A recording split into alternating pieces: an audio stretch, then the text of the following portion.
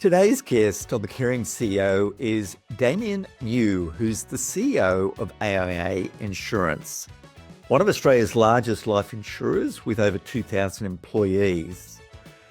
Damien had very humble beginnings. His grandmother came from Sri Lanka with nothing, worked in a factory for 25 years, allowed the next generation to move forward. And then finally, Damien, who had a degree, got his first job in a mailroom and eventually worked his way up from the mailroom to a CEO role. He's very purpose-led. He does care deeply about his people, also their customers, but as you'll hear, the Australian public in general. He's got some great insights into sustainable leadership and success. There's a lot to learn from Damien. Enjoy. It's a real pleasure to have Damien Mu, CEO of AIA Insurance, on the Caring CEO. Welcome, Damien. Hi, Graham. Great to see you and great to be here. Thank you for having me. Damien, what does care in the workplace mean to you? Great question, Graham. And care for me in the workplace has probably evolved a little bit, and I'll share what I mean by that. Firstly, care in the workplace is really important to us as a purpose-led organisation because we do insure over 3 million Australians, and so as an organisation, as a place of work, our whole business is about making sure we're caring for our customers, and so that's really important. But then I think the question is really in the workplace, how are we caring for our teams who are the ones caring for our customers? And for me, that care is actually about three things. One, it's about having a supportive environment. Two, it's about having an accepting environment. And the third one really is about making it a safe place. So and support absolutely, but the making it a place where people feel safe to be them is really important. And what's changed for me, Graham, is I thought care was actually originally about, I guess we were overzealous in wanting to help people by thinking it was about solving problems for people. But that's the change for me. It's there to be supportive. It's there to accept people for who they are, and it's there to create a safe place. It isn't always, or in most cases, about solving people's issues. Yeah, that's a bit different. Yeah. Yeah, it's interesting. One of our previous interviews, Bob Chapman, he's from the US and he wrote a book called Everybody Matters. And Yes. He's basically built a business from $20 million up to $3 billion. So very, very successful.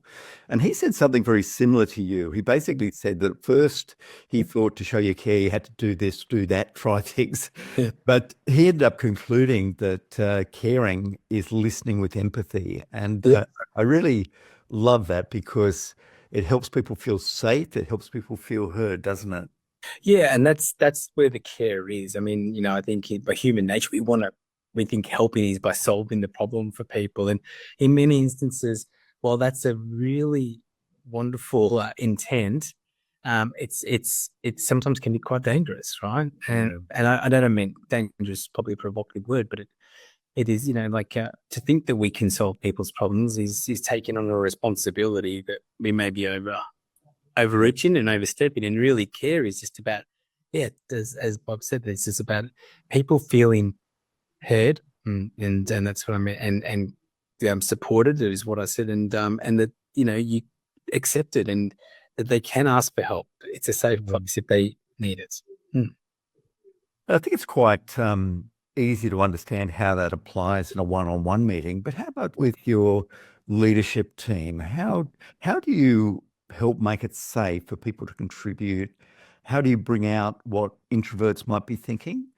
Yeah, again, Graham, I think so many things. Like I've been in the CEO role for over 11 years, and it's changing all the time, right? So where the world and business and the way you do things change, and what one of the recent things that I've implemented is called our data conversations, DADA, and we have what we call our weekly Exco Accelerator meetings, which are data conversations. So we purposefully, because to do it, you sort of like, it's great to talk about it, but then you need the practice to substantiate it, or ritual, as we've talked about before, that helps people to understand and apply it, right? So we talk about, hey, let's everyone have their voice and let's have a chat, but then in practice, how does that work? So you have to be deliberate about it. And the data conversation really is about saying, we embrace diversity.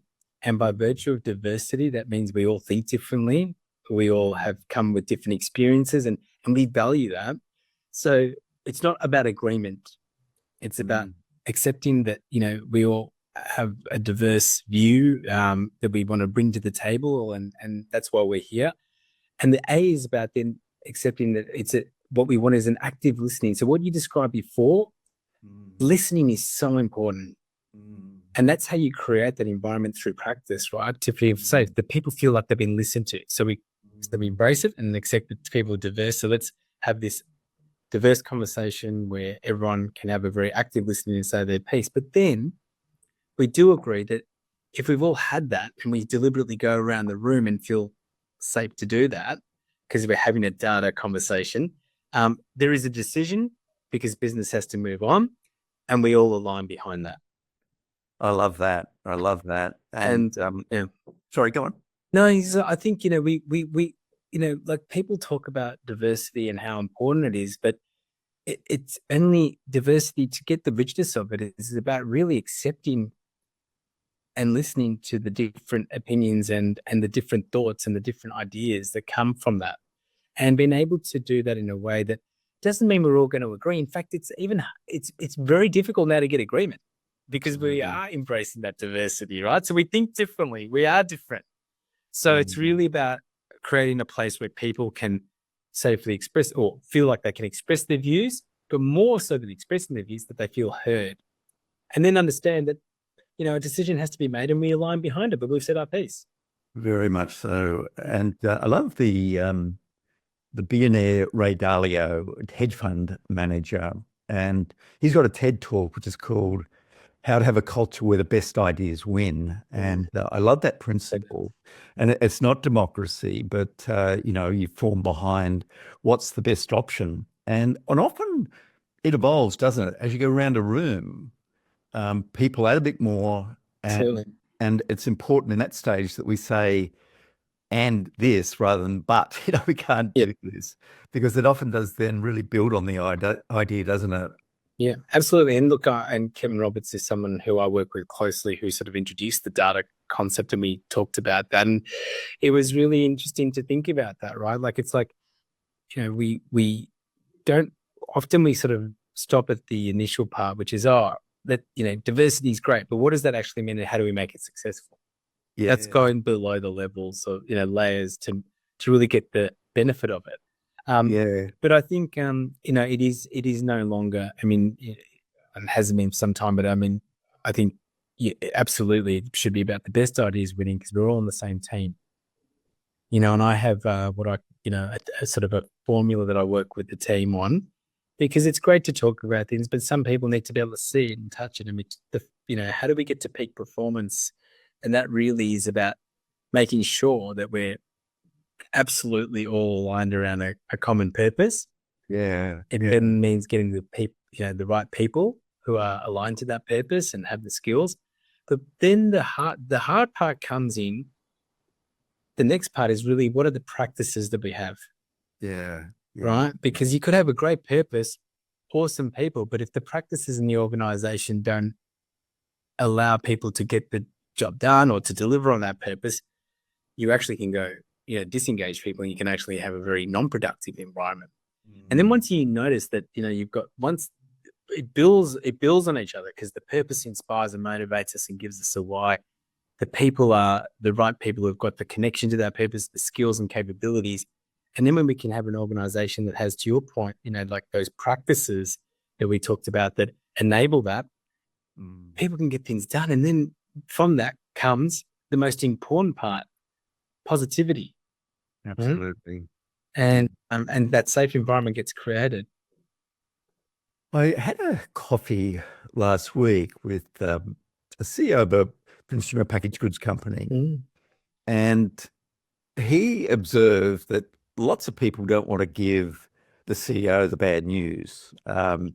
And he said that I always have to think what isn't being said, what's missing. Do you feel that at all, or your people have no problems at all challenging you and giving you all the tough news? Oh, look, I think I would hope it would, it's after being quite deliberate again, because I think you've got to get the right practices in place, and it comes from not the words but the actions that allow people then to know that there's congruency there, and that's the case. So, look, I feel in many instances people can feel very comfortable, hopefully. But what I have had to be really open about with them and declare my expectation in a way, and I don't like to say that word expectation, but to help facilitate that is it's not because they want to hide things or they're scared. They want to please sometimes the CEO and get it right. And I keep telling them, don't engage me at the end, and I don't need perfection at all. In fact, I invite them to please iterate with me. That's what I enjoy. Please show me the drafts and let's co-create together. Because what I found was it wasn't because they were not afraid to give me bad news. They just really wanted to do such a great job to show me they were, able to do it, capable and whatever. And there was this mismatch because I'm like, well, if you give it to me the last minute, how it doesn't give me time to think. And I'm someone who likes to co-create, iterate, and share thoughts. And so it was being very deliberate about that has enabled people to feel like, oh, great, the expectation is, and he's going to be looking over with a ruler. Does 1 + 1 = 2? Is the I dotted? Because it's not a finished product, and they feel comfortable with that. But you could absolutely then be mindful that when I'm in those meetings and I've got the early editions, that I'm not being critical about those bits, and we're really sort of principle. So it is about the way in which you then act out it. Because if I was to just sort of go, oh, what's all these errors on there, then people are going to just retreat to the don't share anything until it's 100% perfect in their mind. Yeah. Even Jeff Bezos talks about the 70% rule. Just getting 70% there, then make a call. If it's wrong, we'll change it again. But best to iterate and go forward. So and it's very much the situation now, isn't it? Where no one can have all the information. Things are just changing so quickly. It's impossible for one person to be all over it. Well, I mean, I would like to talk to leaders or CEOs and executives who think, they make decisions based on 100%, information and foolproofness. That, like, I think I think Jeff's insight there is one that many executives or CEOs would align to, which is, if we're waiting for the 100%, we're sort of deluding ourselves a little bit. And secondly, the time lost between the 70 and the 100, or the 80 and the 100, is too valuable. Time moves on. Damien, you're of Sri Lankan descent. Why don't you tell your listeners how you ended up in Australia? Yeah, thanks, Graham. Well, a proud story for me. I'm proud to be born and bred in Aussie, but I do have a Sri Lankan background, and also half quarter Chinese, quarter Burmese. But the Sri Lankan background, my grandmother migrated in the 70s from Sri Lanka to Australia, and she left my grandfather and made the tough decision, having a fairly affluent life there, to bring my mum and my aunts and their husbands out to Australia, because while she was having a good life, she felt that things were changing, and that she could sort of see in the future that it may not be as easy for future generations. And she made the tough decision and came out here and brought us out here, and then showed us all the best lesson in life around purpose and teamwork, and how to demonstrate through action that care and that love. Yeah, honestly, it's hard to really fathom the courage of that decision, isn't it? Because you see, comfort, as you said, a comfortable life in Sri Lanka, but got a hunch that it's not going in the right direction. So to make that call and to arrive in Australia, not have jobs, not having a support. And I dare suspect she had to work incredibly hard to bring her family across.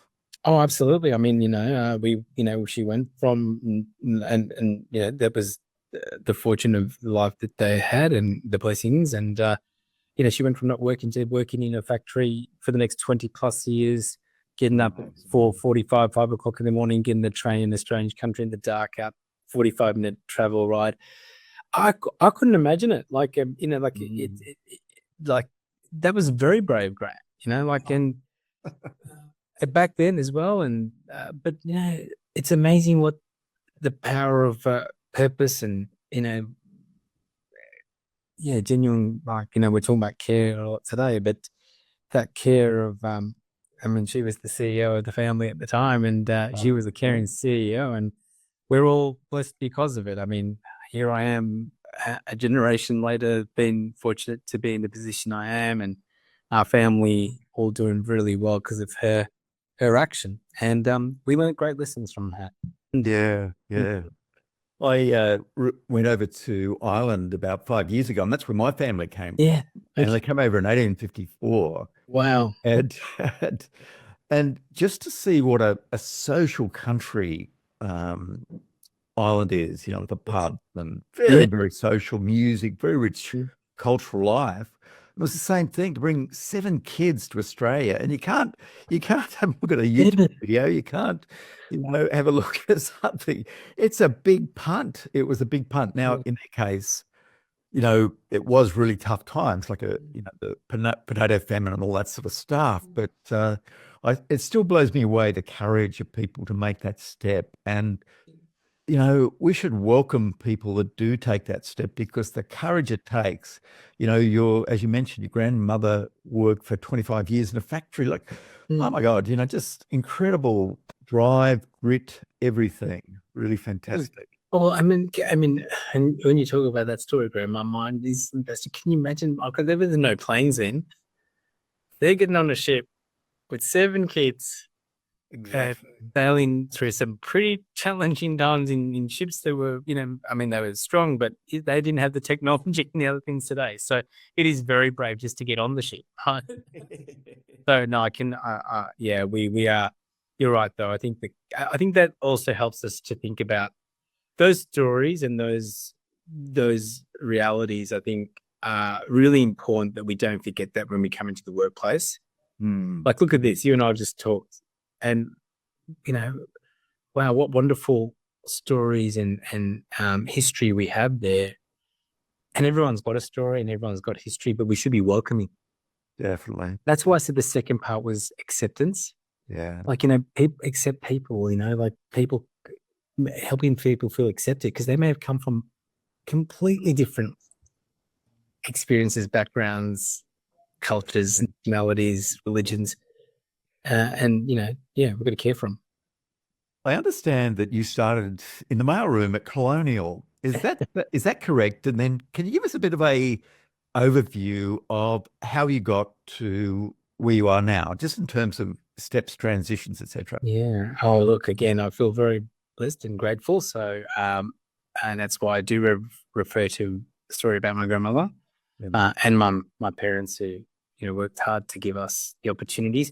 Look, I started in the mailroom, absolutely, while I was at university studying, and I guess it started there again, because all I did was I took what I knew best, which was seeing my parents and everyone else work hard.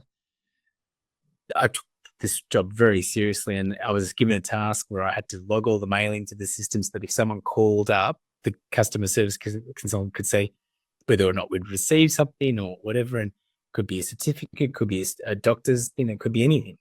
And so I would get in, and I just, with a passion, wanted to log that mail in as quickly as possible, so that if a customer called, okay. And then what I wanted to do was, rather than take 8 hours, I tried to get it done in 4, so that I could then use the remaining 4 hours to help the team process the applications, and learn that.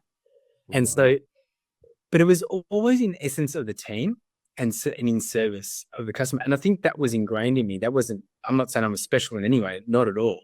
but it was that that helped me to sort of do really well. Because, like you can imagine, there that was a quality that was really appreciated in the workplace.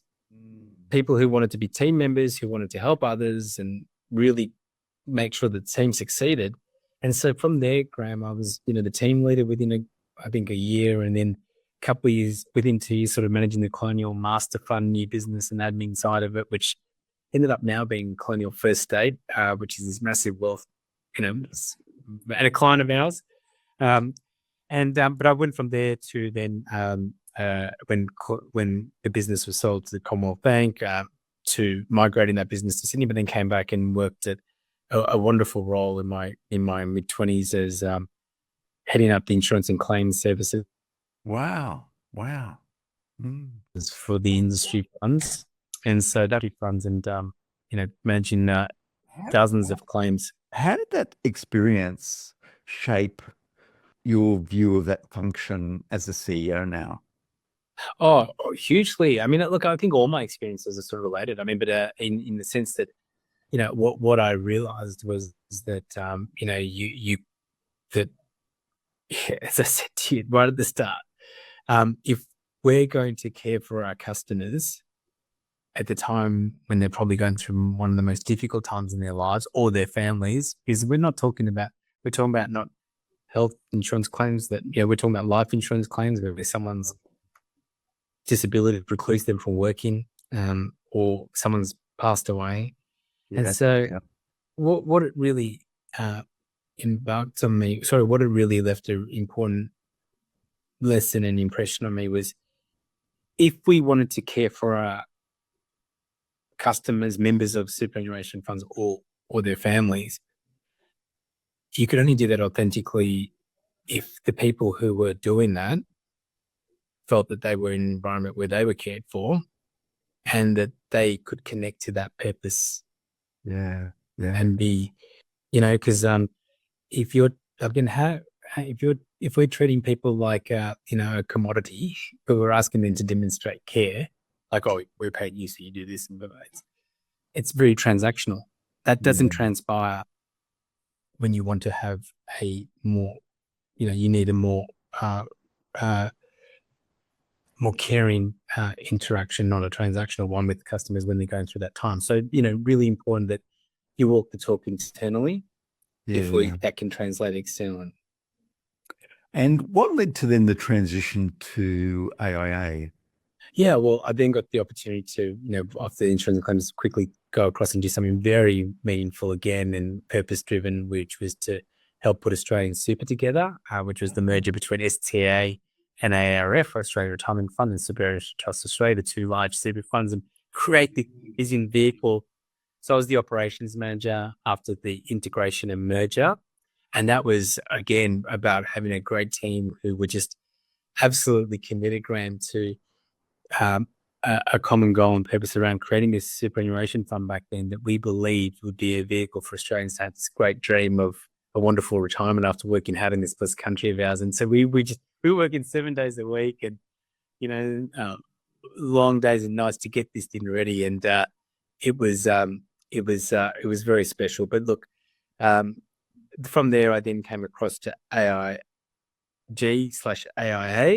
and really got back into the life insurance component of it. And again, was very privileged to be able to lead a new sort of build a business around a purpose and a strategy and to grow it. Yeah, and not too dissimilar. When I started, we were 175 million, and we have grown to over $3-4 billion of premium over that time, and done some amazing things: health insurance business, wellness business, and advice business. But that's about a credit to the teams and people who have believed in that purpose. Yeah. And you've had a fair stint as CEO. I think you were saying, is it 11 years that you've been in the role so far? It's in my 11th, yes. In my 11th year, yes. And I know that you've been really huge on building a sense of purpose for the organisation. Would you mind just explaining a little bit about that evolution for you?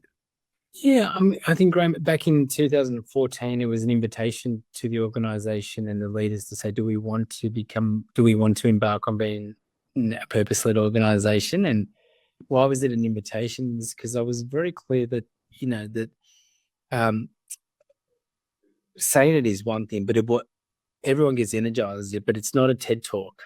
Like, the TED talk is great, and Simon Sinek does a wonderful part of back then talking about the why. But when you put it into practice, it's more dangerous to say you are a purpose-led organization, but then don't deliver on it, than to just actually just say, we're an organization, we do this, and this is what we do, and away we go.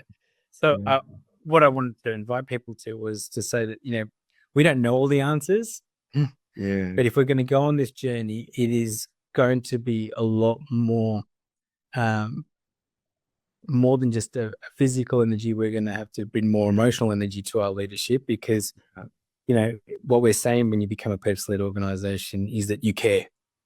And caring, as we just discussed, Graham, it doesn't just happen between 9 and 5. Customers don't just live between 9 and 5. The people in our organization don't just live between 9 and 5. It's not about working 24/7. It's understanding that there are things going on beyond the workplace and four walls that we need to be mindful of. And, we do have to recognize and care that, if one of our team members is not having a good time, well, we are saying not that we're going to solve the problem like we talked about, but we understand, and how can we support and help? It's those things. So being really clear about the purpose, and then helping people to connect to it through, making it their own, and then just being relentless about. You've got to be relentless about it and constantly talk about it. And you also went beyond your customers, as I understand it, as well. Your intent was to contribute to Australia being the healthiest Oh, country. sorry. Yeah, sorry. And that purpose was around, we talked initially, it was about making a difference in people's lives, and connecting how we do that through being there to support them at a time of need, as I mentioned, with life and health, like life insurance. But then as we sort of developed the plan and the strategy around, we wanted to have a very clear strategy around bringing life, health, and wellbeing together back in 2014. And integrating that in a way that Australians could have ease, could access that, and support them through that. And that then we evolved the purpose from making a difference in people's lives to be articulate, to champion Australia to be the healthiest and best protected nation in the world, and really then helping to develop a fact base and a roadmap and data sort substantiate the dream, right? And that was really important. But that, we go beyond that, and we absolutely are proud to say that in the hallways of Canberra, or to any of our partners, and publicly, that is something we're championing. Last thing I'd just say about that, Graham, sorry, it's something I'm passionate about, is we don't say at AIA our purpose is to make Australia the healthiest nation. It's to champion. We can't do it on our own. We don't think we're arrogant enough to think we can do it on our own, but we absolutely can do our part to help champion that cause and utilize our resources, energies, and passions to help, create a momentum behind that and a movement. I really, really love that. And but it's all encompassing, isn't it? Because to be able to deliver on it, your employees have to live a healthy life as well. Yeah. What are some of the things that you've done to encourage employees and leaders and managers to do that well? Yeah. So, look, Graham, I think it's something that we're constantly challenged with, right? And it evolves quickly.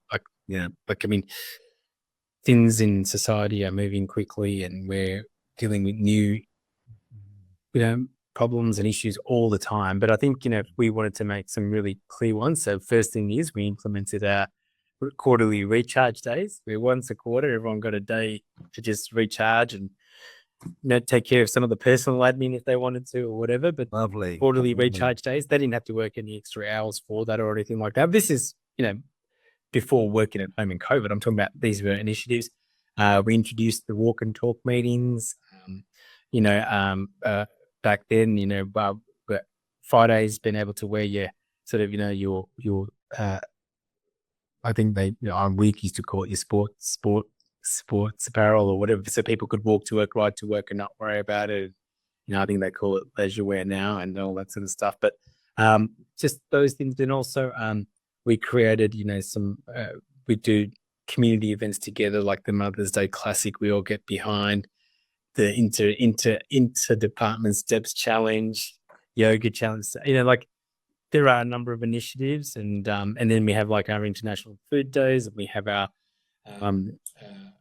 equality network and our women's leadership program, which are all really important things to demonstrate our care internally. We've got the CEO think tank, which people get nominated to go on. So there isn't one particular thing, but I think an Afternoon Free Fridays is the most recent one. That was probably during the bits of during COVID, we implemented that. Yeah. Where we've now blocked out the diaries so people don't put meetings on Friday afternoon to help people, because they were just working yes, there's a lot of people who say, oh, well, people are working from home, but are they really working from home? Well, we found there was a lot that were working nonstop. Yeah. And there was no transition because you weren't going to and from work. So we started afternoon meeting free Fridays. And that was really about helping people to get into a good place, tidy up what they needed to, and not feel like they had to do meetings till 5, 5:30, 6 o'clock, and then clean up and get into, tidy up and get into the weekend. So those sort of things have been really important to us. And I could go on and on about different things. And I remember you once talking about the walk and talk was, people joined you walking around around your premises and being able to chat about anything. Yeah. What did you sort of learn in that, or was it more just sort of a sense of connection with people? Yeah, with Ask the CEO. That was before COVID. Ask the CEO was called, and I made a promise in the commitment that anyone who wanted to join me for a walk and talk meeting could ask me any question. Obviously, we were talking about any question in relation to business, etc., around, or could be about me, if they wanted to learn something, and I would answer it. And so it was great. People, it just created a really safe place for no matter where people were in the organization to get on some walking shoes, get out of the office so that we weren't intimidated by walls and meeting rooms and walking is an amazing thing. When you're walking, you're not just sitting across on a table. It's not combative. You're side by side and, in nature. And so people would ask me all sorts of things. They were actually the most common questions I'd get were really around, they weren't really about the business performance. It was about, what did I do in my career to get there? How do I deal with stress? How do I deal with these things? It was, but as with anything, it ended up being sort of a really good, sometimes in most instances, a broader group discussion. It wasn't just about how did I deal with stress. The next thing is I'd say, anyone else want to share some thoughts? And then, we're walking along and you got the thoughts of 20, 30 people coming into the room. So it was really uplifting and energizing, and a good way to connect with people. But it was more this business oriented questions, actually. Interesting. You obviously, look after the insurance of, is it millions of Australians probably? Yeah, we insure about 3.5 million Aussies. And I read somewhere before, I quoted you, but tell me if it's wrong, that since 2019, mental health claims payments had increased by 70% over that period. Was that correct? Yeah, that was the correct at that point. But to give you another statistic to sort of validate the concern, an issue that is facing our society in Australia. And when we talk about Health East Australia, this is one of the number one things impacting that. Roughly 25 to 30% of disability claims in Australia are for mental health now. Amazing. And let's just take, what does that mean? Well, if you think about the industry paying out over $5 to $6 billion a year in claims, and I'm just trying to give you different numbers to give the magnitude of the size. We're talking about, it's a huge number, Graham, and it's not, and as I said in very public forums, mental health is not discriminatory around. It's not a age. It doesn't discriminate on age. Doesn't discriminate gender. So it is it's lots of time people think life insurance is about older people and their claims. Well, no, under 25, it represented around 22% of claims. Unbelievable. And it's 20%, sorry, 20%. And that's the pointy end, in terms of actual claims. What that means is that there's huge distress with younger people, isn't there, in terms of stress, anxiety, depression, and all the the stats say that something is not working, and it is a real challenge. I think I might have mentioned previously that about 12 months ago, I put a post on LinkedIn which essentially said the best way to boost employee mental health is to give them good managers. And I attached a study that, supported that. And it was a post that absolutely went viral, like nothing else I've shared. It ended up having, it's over 2.8 million views all around the world. And I would say and there's thousands of comments, I would say in 95% of the cases that people supported, that view. So how can we train managers on how to create teams where that doesn't happen, or at least there's a big prevention factor? What are your thoughts around that? Yeah. Oh gosh, it's so true. I mean, when you look at the number one factor in any engagement survey, the most influential factor is their leader, their direct leader. Yeah. Because that direct leader has so much. I mean, and when you think about it, you go, step back for just a second so we can understand, because it's not intentional, but you think about how equipped our leaders, to your point, right? Yeah. You go from being in the mailroom, being really productive of entering the mail in, to then going out and learning how to process applications. So I've been taught how to enter mail in through the system. I've been taught how to process an application. Then suddenly I'm given the team leader role. Yeah. Not once has anyone told me, this is all I've had is the role model of my leader. Yeah. And let's hope that they were a good one, because I'm going to probably take 80% of 90% of what they do. Yeah. So I think that question is but when you think about the responsibility at a team leader level, I mean, you have the responsibility for someone who might be in their first job out of school, and whether you tell them they're doing a good job or the way you treat them could build their confidence or destroy their confidence for a lifetime. I mean, I'm not being dramatic about it, but it's true, right? I mean, it's scary out in that world. Yeah.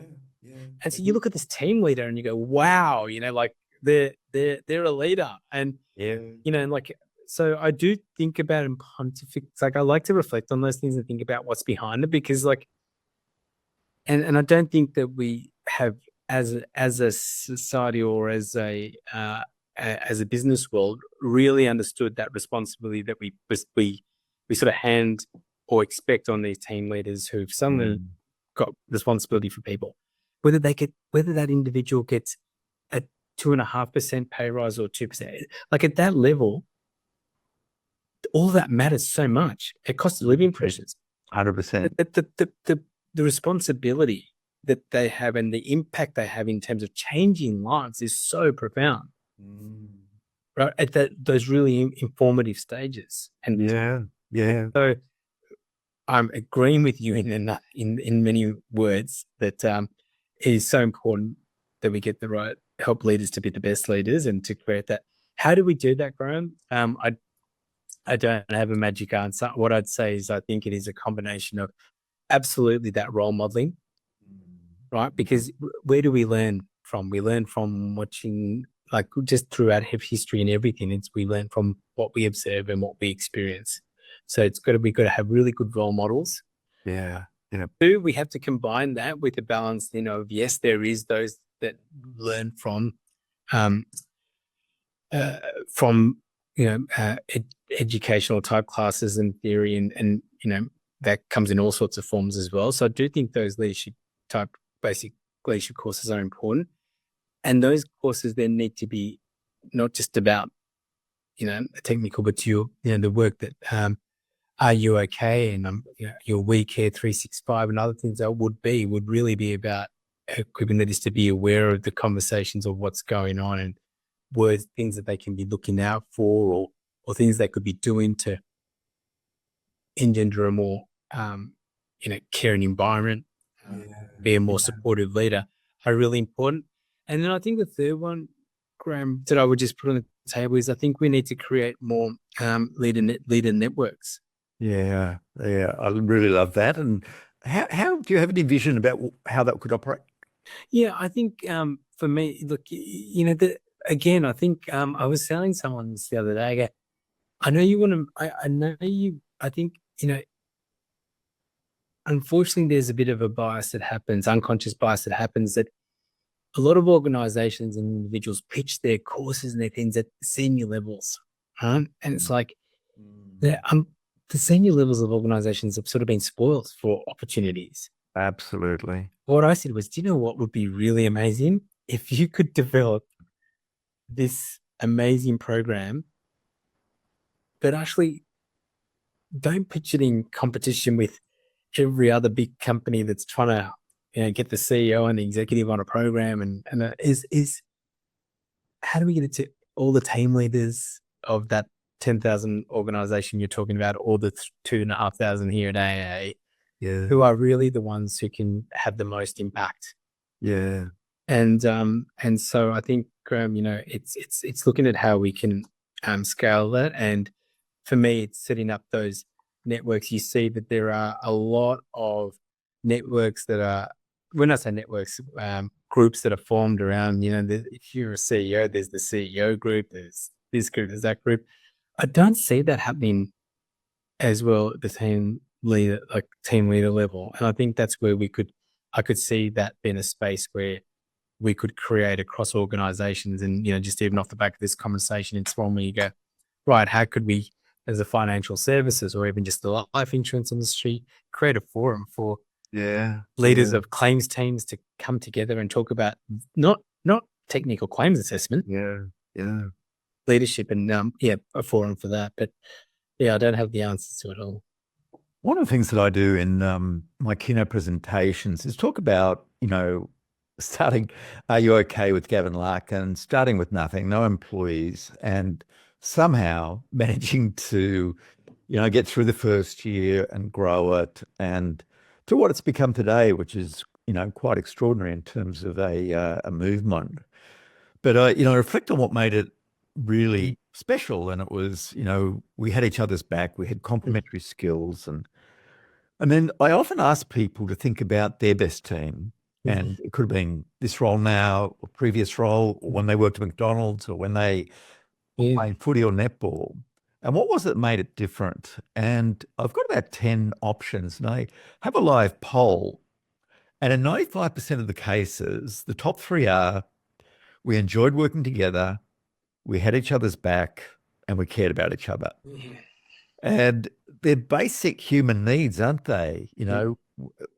It's about belonging and being part of something with a group and going further. And we've also really thought about the sort of training that mid-level managers and frontline managers need. And it is about learning simple things, to create that sense of belonging, to create a psychologically safe environment, but also that they need to practice self-care as well, because if they're not in good shape, they can't help other people. And we've been fortunate enough to help Audi to train their 1,500 store managers on how to have more supportive conversations, how to be more expert in guiding for help. And I think that grocery CEO that I caught up with last week, he referred to it as hitting clay when trying to do a change process, because very often leaders are right on board, their fingers on the pulse, and they're also a little bit away from some of the difficult face to face and customer facing things. And that was his conclusion as well, was, to get through clay, we have to invest in the middle managers and also the frontline managers to really make a difference. Yeah. Mm. I agree, and I don't think it is actually. And when I say leaders, I mean, I, I think it's important to make sure the team leaders, but I think we should be introducing all of our teams, whether they're in a leadership position or not, is to start to expose them and get them comfortable with the types of things you and I are talking about there that will equip them for when they do move into it, not wait till they are there Yeah, and yeah. cultivate those behaviors. But I think it's look. I mean, for me, I just grabbed this because it's always on my desk. Right, that's our purpose on the page, and it's really important that all the leaders. I want it to be owned by everyone, so they, the team leaders and the teams go through it and they work through it and they work out how they connect with them, what resonates.